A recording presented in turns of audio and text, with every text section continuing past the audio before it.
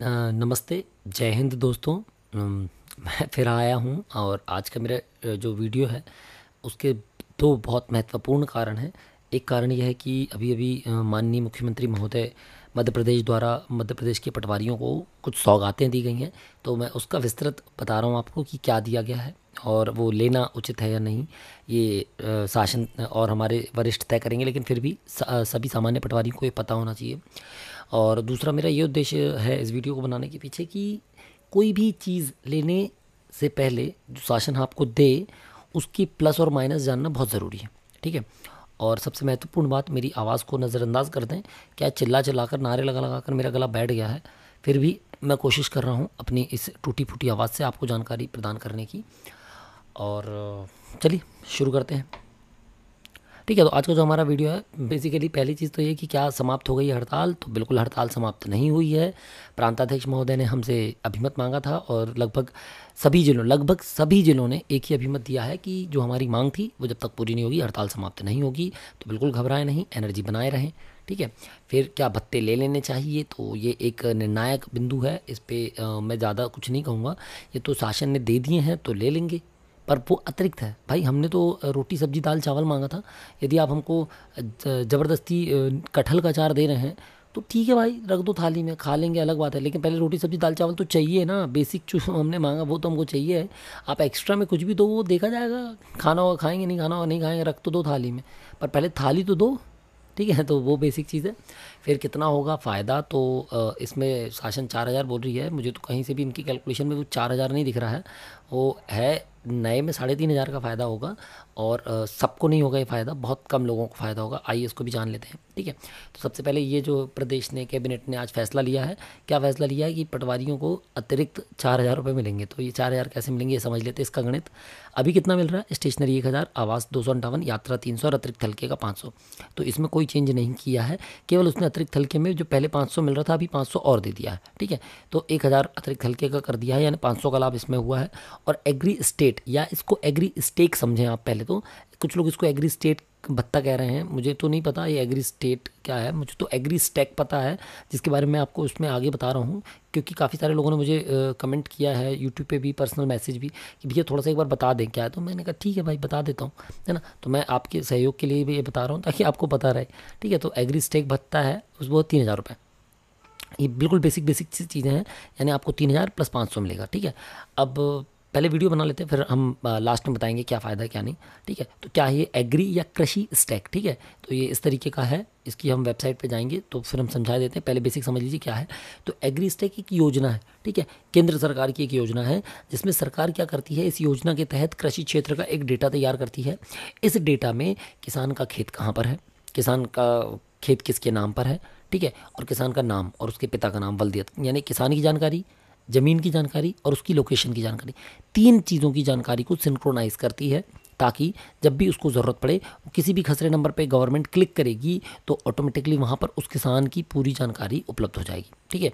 इस योजना के तहत अभी मतलब अलग अलग राज्यों में ये काम चालू हुआ है। तो अब हम शुरू करते हैं। इसके मेन चीज़ जो है हमारी, क्या आप समझने के लिए जो आपकी इंपॉर्टेंट है, देखिए ये है। ठीक है। एग्री स्टेट, कुछ लोग इसको इंडियन एग्री स्टेट से भी वो कर रहे हैं, तो ये है इंडियन एग्री स्टेट। ठीक है। इसको हम आपको हिंदी में भी दिखा देते हैं। हिंदी कहाँ चली गई हिंदी?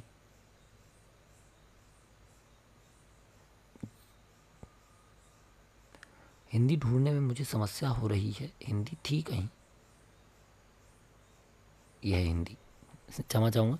ठीक है। तो ये देखिए आप, हिंदी है, भारत में कृषि के बारे में सामाजिक आर्थिक सांख्यिकी जानकारी। तो बेसिकली दोनों चीज़ें सेम है, आप देख सकते हैं। पर फिर भी हम एग्री स्टैक की बात करें तो सबसे पहले इसको भी हिंदी में कर दें। हमारे साथी हमको बहुत शिकायत करते हैं कि आप हिंदी में नहीं समझाते। ठीक है। तो ये है कृषि स्टैक। तो आप देख लीजिए कृषि स्टैक क्या है, यानी राज्य और केंद्र सरकार द्वारा डिजिटल इंफ्रास्ट्रक्चर के लिए, ठीक है, देश भर में इसकी कृषि डेटा को सिंक्रोनाइज़ करना। तो ये क्या है, ये देख सकते हैं आप, डेटा है, इसको मैच करना है। ठीक है। इसमें पूरी किसान की जानकारी आ जाएगी। तो फिर उसके बाद सलाह वगैरह जो डेटा है उसको एकत्रित करके उस पर काम किया जाएगा क्रियान्वयन के लिए, अन्य योजनाओं के लिए। ठीक है। ये देखिए इसके मुख्य उद्देश्य हैं। सेंट्रल कोर क्या है, एकीकृत किसान को सेवा इंटरफेस देना, फसल बोई गई रजिस्ट्री और फार्मलैंड, यानी तीन रजिस्ट्रियाँ मतलब कि पंजीयन, तीन पंजीयन करने, एक किसान का पंजीयन, दूसरा फसल का पंजीयन और तीसरा किसान और फसल को मिलाते हुए उसकी लोकेशन का पंजीयन, ठीक है। तो 3 पंजीयन इसमें करना है। ये हमारे केंद्रीय माननीय कृषि एवं किसान कल्याण मंत्री जी हैं, वो इसको देख रहे हैं, ठीक है। फिर ये हैं कैलाश चौधरी जी हैं, मनोज आहूजा जी और शोभा करंदलाजे जी हैं, ये सब देख रही हैं, ठीक है। ये इनकी बहुत सारी चीज़ें हैं, इसके बारे में आप देख सकते हैं, इस तरीके से डिटेल मिल जाएगी आपको। ये वेबसाइट है, इसकी लिंक मैं डिस्क्रिप्शन में दे दूँगा, आप वहाँ देख लें, ठीक है। सामान्य जो FAQs हैं उससे आप समझ लें कि ये क्यों लागू किया जा रहा है, इसका लक्ष्य क्या है, ठीक है, कैसे तैयार किया जाएगा इसको, क्या किसान इसमें डेटा एग्री स्टैक पर सुरक्षित है, डेटा उनका एग्री स्टैक में डेटा का मालिक कौन होगा, और क्या राज्यों के एग्री स्टैक में भाग लेना अनिवार्य है, ठीक है। ये बेसिक चीज़ें हैं। उसके बाद हम एक चीज़ और बता दें आपको, ये ठीक है, डिजिटल एग्रीकल्चर जो है हमारा एग्री स्टैक वाला, ये डिजिटल पब्लिक इंफ्रास्ट्रक्चर है, डिजिटल क्रॉप सर्वे, कृषि मैपर, ठीक है। इस तरीके से ये बेसिक चीज़ें हैं। यदि भगवान ना करे हमको ये करना पड़ेगा तब मैं इसको आपको डिटेल में बताऊंगा, फिलहाल के लिए आपको इतना ही समझा देता हूँ, ठीक है। अब आपको आ गया होगा समझ में कि मैंने क्या समझाया। अब आप समझते हैं हम बेसिक बात कि हमको क्या करना चाहिए। अब आप एक बात समझिए कि ये काम किसका है, कृषि विभाग का। किससे करवाया जा रहा है, आपसे करवाया जा रहा है। इसके लिए आपको क्या दिया जा रहा है, मानदेय, यानी कि यदि ये भत्ता नहीं भी देती सरकार तो आने वाले समय में इसका आपको मानदेय मिलता, ठीक है। अब ये कैसे कराया जाएगा, तो ये पायलट में कराया जाएगा। जब जिस जिले में लागू होगा उस जिले को ही ये कार्य या उस जिले में ही ये मानदेय लागू होगा, ये समझ लीजिए। हो सकता है शासन यहाँ पर आपको मतलब शासन हमारे भले में सोचते हुए हम सबको दे दे, वो एक बहुत एक्स्ट्रा ऑर्डिनरी और लास्ट स्टेज की बात है, मगर मूल बात सिर्फ इतनी है, जैसे कृषि संगणना है, केंद्र सरकार की योजना थी और उन्होंने मानदेय तय किया है, और उनकी गाइडलाइन के हिसाब से तो पहले मानदेय मिलना था फिर काम होना था। लेकिन मुझे लगता है फ़ेज़ 1 का काम हम सब लोग कर चुके हैं सारे ज़िले, लेकिन हमको कोई मानदेय नहीं मिला, ना मोबाइल का पैसा मिला, ना गाँव का पैसा मिला, प्रति ग्राम पैसा मिलना था। तो वो सब सेकेंडरी चीज़ें हैं। सेम इसी तरीके का ये भत्ता, जिसको भत्ते के नाम से दिया जा रहा है, अलाउंस के नाम से, कुछ नहीं है, ये केवल एक विभाग का मानदेय है। और आज हम इस मानदेय को लेते हैं तो हो सकता है भविष्य में इससे संबंधित सारे काम जो होंगे और भी सारे, वो भी आपको ही करने पड़ेंगे। तो मेरा व्यक्तिगत विचार ये है कि यार हमारे भू अभिलेख के और राजस्व के काम हम ख़त्म नहीं कर पा रहे। हमारे भू अभिलेख और राजस्व के काम इतने ज़्यादा हो गए हैं कि हमें खुद ही नहीं पता क्या क्या है। PM किसान का काम हमारा कृषि विभाग का था, अन्य राज्यों में कृषि विभाग और ग्राम पंचायत ने किया है, हम कर रहे हैं। स्वामित्व का काम पंचायती राज का था, हम कर रहे हैं, और हम ऐसे फंसे कि हम दूसरा काम ही नहीं कर पा रहे हैं, ठीक है। तो मेरा व्यक्तिगत मत है ये कि ये लेना नहीं लेना तो शासन का मतलब हमारे वरिष्ठों का काम है, कार्यकारिणी का काम है, और देना नहीं देना शासन का काम है। मगर यदि पटवारियों से राय मांगी जाए और पटवारियों के हित को ध्यान में रखकर निर्णय लिया जाए तो इस भत्ते से हमको ज़्यादा फर्क नहीं पड़ना है, और ये भत्ता अस्थायी है। जैसे ये योजना पूर्ण हो जाएगी ये बंद भी किया जा सकता है, चाहे 3 महीने में हो जाए, चाहे 6 महीने में हो जाए, ये कोई स्थायी लाभ नहीं है आपका। उसके बाद ये कृषि विभाग का काम है, और ये सबको एक साथ मिलेगा इसकी गारंटी नहीं है फ़िलहाल, ठीक है, क्योंकि ये एक घोषणा है कि एग्री स्टैक का काम, जब एग्री स्टैक का काम आपके राज्य में चालू होगा तो पहले 10 ज़िले 15 ज़िले चुने जाएंगे, फिर 15 ज़िलों में 6 मतलब हर ज़िले की 3 या 4 तहसील चुनी जाएंगी, और हर तहसील में 6 या 7 हलके चुने जाएंगे। तो सबको पैसा एक साथ नहीं मिलेगा, धीरे धीरे मिलेगा, और मुझे तो इसमें एक लॉन्ग टर्म फिजिबिलिटी नहीं दिख रही है ना। एक लंबे समय तक इसमें हमको कोई आर्थिक लाभ नहीं है। तो मेरे हिसाब से तो ये एग्री स्टैक है, यानी एग्री भत्ता जो है वो केवल एग्री स्टैक से संबंधित है, जिसमें आपको कृषि से संबंधित जो जानकारी है, किसान की जानकारी, उसकी ज़मीन की जानकारी, और तीसरी उसकी लोकेशन, इन तीनों जानकारियों को मैपिंग करना है और एक पोर्टल तैयार करना, पोर्टल में ही मैप करना है। इसकी ऐप है, उसका डिटेल पूरा स्ट्रक्चर है, 2.0 2.3 अपडेट वर्जन्स हैं। मुझे नहीं लगता कि मुझे ये सब बताना चाहिए अभी, क्योंकि मैं कोई यहाँ पर वीडियो का प्रचार करने नहीं आया हूँ, मैं किसी ऐप का प्रचार करने नहीं आया हूँ, कोई तकनीकी सहायता देने नहीं आया हूँ। मैं केवल जो आपके मन में एक संशय है इस भत्ते को लेकर और इस भत्ते से हमको होने वाले आर्थिक लाभ को लेकर, उसको बताने आया हूँ। और इसको स्वीकार कर लेने से भविष्य में होने वाली समस्याओं को लेकर मैं आपको बताने आया हूँ कि सोच समझ के निर्णय लें, अपने जिला अध्यक्ष से, अपने तहसील अध्यक्ष से इस बारे में चर्चा करें, और अपने अभिमत में ये बात ज़रूर रखें कि नहीं चाहिए यार, ये भत्ता नहीं चाहिए हमको, 2800 चाहिए था, 2800 चाहिए है, और 2800 ही चाहिए। हाँ, 2800 के साथ आप कुछ भी दे दो एक्स्ट्रा में हम ले लेंगे। 1 जनवरी 2016 से दीजिए, चाहे 1 जनवरी 2006 से दीजिए, कोई आपत्ति नहीं है, वो भी हम ले लेंगे, ठीक है। उसके साथ आप इसको देते हैं तो सशर्त हम लेंगे कि भाई ये काम हम देखेंगे, और 3000 रुपये दे रहे हैं तो 3000 का ही काम करना है।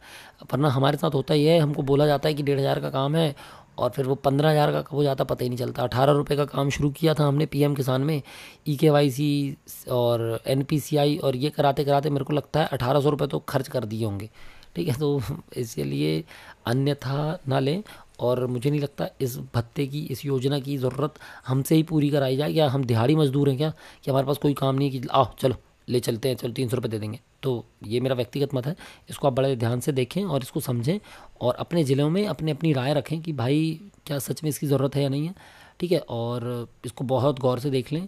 और मेरा यही मानना है कि ये बेसिक चीज़ें अब आपको लगता हो कि ये भत्ता आपको लेना चाहिए और ये भत्ते से आपको आर्थिक लाभ होता है तो आप ले सकते हैं। लेकिन हाँ, हड़ताल समाप्त नहीं हुई है, क्योंकि एक ही नारा, एक ही मांग, वेतनमान, वेतनमान, वेतनमान।